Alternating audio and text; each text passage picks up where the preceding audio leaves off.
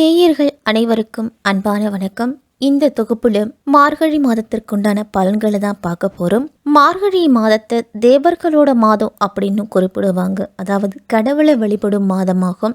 இறைவனை வழிபடுவதற்காக இந்த மாதம் ஒதுக்கப்பட்டிருக்குது. அதனால எந்த விதமான மங்கள நிகழ்ச்சிகளும் இந்த மாதத்தில் நடத்த மாட்டாங்க.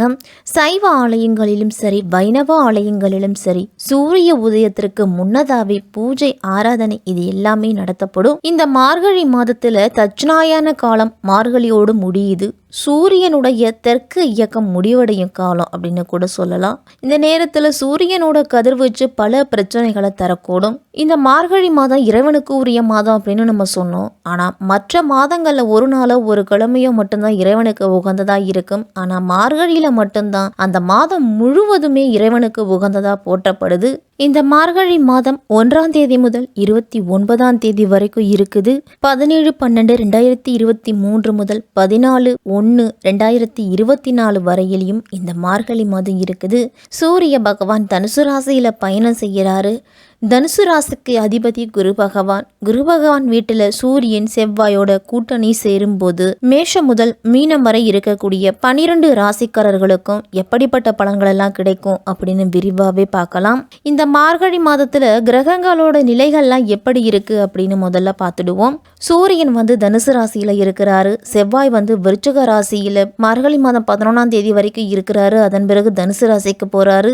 புதன் விருச்சிக ராசியில இருக்கிறாரு 23ஆம் தேதி வரைக்கும். அதன் பிறகு தனுசு ராசிக்கு போறாரு. சுக்கிரன் துலாம் ராசியில இருக்கிறாரு 9ஆம் தேதி வரையிலும். அதன் பிறகு விருச்சிக ராசிக்கு போறாரு. குரு பகவான் மேஷ ராசியில 4ஆம் தேதி வரைக்கும் இருக்கிறாரு. அதன் பிறகு வக்ர நிவர்த்தி அடைகிறாரு. சனி பகவான் மகர ராசியில 4ஆம் தேதி வரைக்கும் இருக்கிறாரு. அதன் பிறகு கும்பராசிக்கு போறாரு. ராகு மீன ராசியிலையும் கேது கன்னி ராசியிலையும் பயணம் செய்கிறாங்க. இப்படிப்பட்ட சூழ்நிலையில தான் இந்த மார்கழி மாதம் பிறக்குது. சவாலான வேலைகளை எளிதாக செய்து முடிக்கும் திறன் பெற்றவர்கள் தான் இந்த ரிஷப ராசிக்காரர்கள். உங்களுக்கு மார்கழி மாதத்தோட கிரக நிலைகளை நாம பார்த்தோம் அப்படின்னா, மாத தொடக்கத்திலேயே உங்க ராசிநாதன் சுக்கிரன் 6ஆம் இடத்துல சஞ்சரிக்கிறாரு. இனிமே திட்டமிடாத செய்யும் காரியங்கள்ல கூட வெற்றி அப்படிங்கிறது கிடைக்கும். சூரியன் செவ்வாயோடு இணைந்து 8ஆம் இடத்துல பயணம் செய்ய போவதால தொழில அதிக கோபம்லாம் வரும். தாய் தந்தையரிடம் மனஸ்தாபம்லாம் வரலாம். அதிர்ஷ்டம் அதிகரிக்கிறதுக்கு நிலபுலன் விற்பனை வகையில உங்களுக்கு அதிக நன்மைகள் அப்படிங்கிறது உண்டாகும். 8ஆம் தேதிக்கு பின்னர் செய்யும் தொழில எல்லாம் உங்களுக்கு லாபம் அப்படிங்கிறது உண்டு. புதன் உங்க ராசிக்கு 7ஆம் வீட்டுல இருக்கிறாரு. கூட்டுத்தொழில் சிறப்படையும். வியாபாரம் விருத்தியாகும். தாய் மாமனால உங்களுக்கு நன்மைகள்லாம் சேரும்.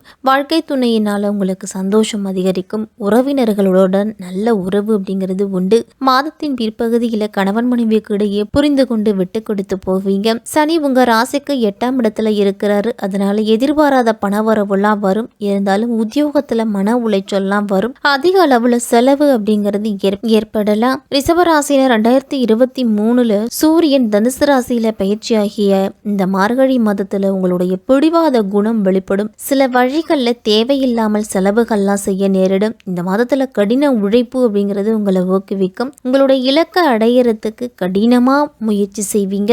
திடீர் தனவரவு மகிழ்ச்சி தரும். உங்களுக்கு தொழில் ஸ்தானத்துக்கு வரக்கூடிய சனி பகவானால தொழில் வளம் சிறக்க போகுது. உத்தியோகத்துல இருக்கிறவங்களுக்கெல்லாம் ஓய்வு பெற்ற பின் கூட பணி நீட்டிப்பு அப்படிங்கிறது உண்டு. தொடர்ந்து மகர ராசியில் சஞ்சரித்துட்டு வந்த சனி பகவான் மார்கழி மாதம் 4ஆம் தேதிக்கு பிறகு கும்பராசிக்கு போறாரு. வாக்கிய கணித ரீதியா நடைபெறும் இந்த சனி பயிற்சியால தொழில் அபிவிருத்தி அப்படிங்கிறது உண்டாகும்.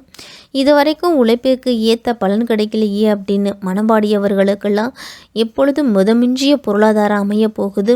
உத்தியோக உயர்வும் சம்பள உயர்வும் தானாவே சேரும். பெற்றோர்கள்லாம் உடல்நல மட்டும் சற்று கவனத்தை செலுத்தணும். சனிக்கிழமை தோறும் சனி பகவானை வழிபட்டு வருவதன் மூலம் நல்ல பலன்கள் அதிகம் அப்படிங்கிறது கிடைக்கும். உங்களுக்கு ஆடம்பர விஷயங்கள் எல்லாம் நாட்டம் அப்படிங்கிறது அதிகரிக்கலாம். அதற்காக அதிக லெவலில் செலவுகள்லாம் செய்வீங்க ரிஷபராசிக்காரர்கள். நல்ல உணவு சாப்பிடவும் விருந்துக்கு செல்லவும் இந்த மாதத்துல உங்களுடைய வேலைகளை முடிப்பதிலும் குடும்ப பொறுப்புகளை செய்து முடிப்பதிலும் எல்லா விஷயத்திலையும் உங்களுடைய புத்திசாலித்தனம் அப்படிங்கிறது வெளிப்படும். உங்களோட உடல்நிலையில மட்டும் சற்று கவனத்தோடு இருக்கணும். தனுசு ராசியில இருக்கும் சூரியன் வீடு மனை வாங்குவது, வீட்டுக்கு தேவையான பொருட்கள் வாங்குவதெல்லாம் செய்வீங்க. வெளிநாடு தொடர்பான வேலை, வியாபாரம் செய்யக்கூடியவங்களுக்கெல்லாம் இந்த மாதத்துல நல்ல லாபம் அப்படிங்கிறது உண்டு. ஆறுதல் தரும் விஷயங்கள் அதிகம் நடக்கும். மாணவர்கள்லாம் படிப்புல கவனம் செலுத்த வேண்டியது நல்லது. வெளிநாட்டு வேலைக்காக முயற்சி செய்யறவங்களுக்கெல்லாம் இந்த மாதத்துல நல்ல தகவல் அப்படிங்கிறது வந்து சேரும். ஏற்றுமதி இறக்குமதி செய்யும் பொழுது உங்களுடைய பொருள்களோட தரம் சரியா இருக்கா அப்படின்னு ஒரு முறைக்கு இருமுறை செக் பண்ணி பார்த்துட்டு அதன்படி வாங்கணும். வண்டி வாகனத்துல செல்லும் பொழுது இரவு நேர பயணத்தின் பொழுதும் கூடுதல் கவனத்தோடு இருக்கணும். ரிஷபராசிக்காரர்கள் மார்கழி மாதம் 9ஆம் தேதி விருச்சிக ராசிக்கு சுக்கிரன் வராரு. 6ஆம் இடத்திற்கு அதிபதியான சுக்கிரன் சப்தமஸ்தானத்துல சஞ்சரிக்கும் பொழுது சகல துறைகளிலும் உங்களுக்கு வெற்றி அப்படிங்கிறது உண்டு. சங்கிலி தொடர்போல வந்த கடன் சுமையெல்லாம் இனிமேல் குறைய போகுது. உத்தியோகத்துல மாற்றம் அப்படிங்கறதெல்லாம் வரும். பங்குச்சந்தையில ஈடுபட்டு இருந்தவர்களுக்கெல்லாம் எதிர்பார்த்த இலக்கை அப்படிங்கறத அடைவீங்க. ஒரு சிலருக்கெல்லாம் இடமாற்றம் ஊர் மாற்றம் பற்றி எடுத்த முடிவுகள் எல்லாத்துலயுமே உங்களுக்கு நல்ல பலன் அப்படிங்கிறது உண்டு. மார்கழி மாதம் 23ஆம் தேதி தனுசு ராசிக்கு புதன் வராரு. 2க்கும் 5க்கும் அதிபதியானவர் புதன். அவர் அஷ்டமத்தில் சஞ்சரிக்கும் பொழுது தனலாபம் கிடைக்கும். கடல் தாண்டி சென்று பணிபுரியும் நண்பர்கள்லாம் உங்களுக்கு ஆதரவு கரம் நீட்டுவாங்க. உங்களுடைய முன்னேற்றத்தை பற்றி மற்றவர்களிடத்துல விமர்சிக்க வேண்டாம். மார்கழி மாதம் 4ஆம் தேதி குரு பகவான் வக்ர நிவர்த்தி ஆவறாரு. உங்க ராசிக்கு அஷ்டமாதிபதியாகவும் இருக்கிறாரு குரு பகவான். குரு பகவான் வக்ர நிவர்த்தி ஆனாலும் 12ஆம் இடம் அப்படின்னு சொல்லக்கூடிய மறைவிடத்தில் சஞ்சரிக்கிறது உங்களுக்கு யோகம்தான். கெட்டவன் கெட்டில் கெட்டிட ராஜயோகம் அப்படிங்கிற அற்புதமான பலன் உங்களை தேடி வர போகுது. உடல் ஆரோக்கியத்துல ஒரு சில முன்னேற்றம்லாம் உண்டு. கணவன் மனைவிக்குள்ள நெருக்கம் அப்படிங்கிறது அதிகரிக்கும். நண்பர்கள் மூலம்லாம் நல்ல தகவல் வந்து சேரும். அரசு வேலைக்கு முயற்சி செஞ்சுட்டு இருக்கிறவங்களுக்கெல்லாம் நல்ல தகவல் அப்படிங்கிறது கிடைக்கும். குரு பகவானோட பார்வை 4, 6, 8 ஆகிய இடங்கள்ல பதியுது. அதனால கல்வி சம்பந்தமா எடுத்த முயற்சியில நல்ல பலன் அப்படிங்கிறது உண்டு. கடமையில இருந்து வந்த தொய்வு நிலை இது எல்லாமே மறையும். மார்கழி மாதம் 11ஆம் தேதி தனுசு ராசிக்கு செவ்வாய் வராரு. 7க்கும் 12க்கும் அதிபதியானவர் செவ்வாய். 12க்கு அதிபதி அஷ்டமத்தில் வரும்பொழுது வாழ்க்கையில் திடீர் திருப்பங்கள்லாம் இருக்கும். விபரீத ராஜயோக அடிப்படையில் இடம் பூமி வாங்கும் முயற்சியில் வெற்றி உண்டு. எப்பொழுதோ வாங்கி போட்ட இடம் இன்னைக்கு விலை அப்படிங்கிறது பன்மடங்கு உயரும். அதை விற்று உங்களுடைய லாபம் அப்படிங்கிறது அதிகரிக்கும். தொழிலை விரிவாக்கம் செய்கிறது, வீடு கட்டுவது அல்ல வேறு இடம் வாங்குவது இது எல்லாத்தையும் செய்வீங்க. பிள்ளைகளோட கல்யாணத்திற்காக சிறுவரிசை பொருட்கள் வாங்குவது இதில் எல்லாத்தையும் ஆர்வம் காட்டுவீங்க. பொது வாழ்வில் இருக்கிறவங்களுக்கெல்லாம் வெற்றி வாய்ப்புகள் அப்படிங்கிறது தேடி வரும். வியாபாரம் தொழில் செய்கிறவங்கெல்லாம் வெகு விரைவில் முன்னேற்றம் காண்பீங்க. உத்தியோகத்தில் உள்ளவர்கள்லாம் எதிர்பார்த்த ஊதிய உயர்வும் பதவி உயர்வும் பெற்று மகிழ்ச்சி அடைவீங்க. கலைஞர்களுக்கெல்லாம் நண்பர்கள் மூலம் நல்ல தகவல் அப்படிங்கிறது கிடைக்கும். மாணவர்களுக்கெல்லாம் எதிர்காலத்தில் அமையும் கல்வியை பற்றிய புரிந்துணர்வு அப்படிங்கிறது ஏற்படும். உங்களுடைய இலக்கை நோக்கி நீங்க போய்கிட்டே இருக்கணும். பெண்களுக்கு சுப செலவுகள்லாம் அதிகரிக்கும். அதே மாதிரி வேலை செய்ய இடத்துல சக ஆண்களை அனுசரித்து போங்க.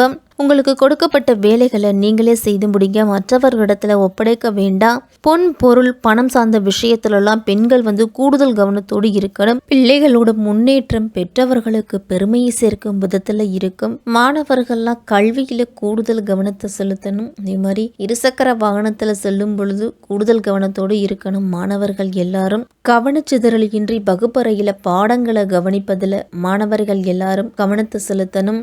உணவு சார்ந்த விஷயத்திலையும் கூடுதல் கவனத்தோடு இருக்கணும். மாணவர்கள் எல்லாரும் உடல் ஆரோக்கியம் சிறப்பாக இருந்தால்தான் மனம் அப்படிங்கிறது சிறப்பாக இருக்கும்.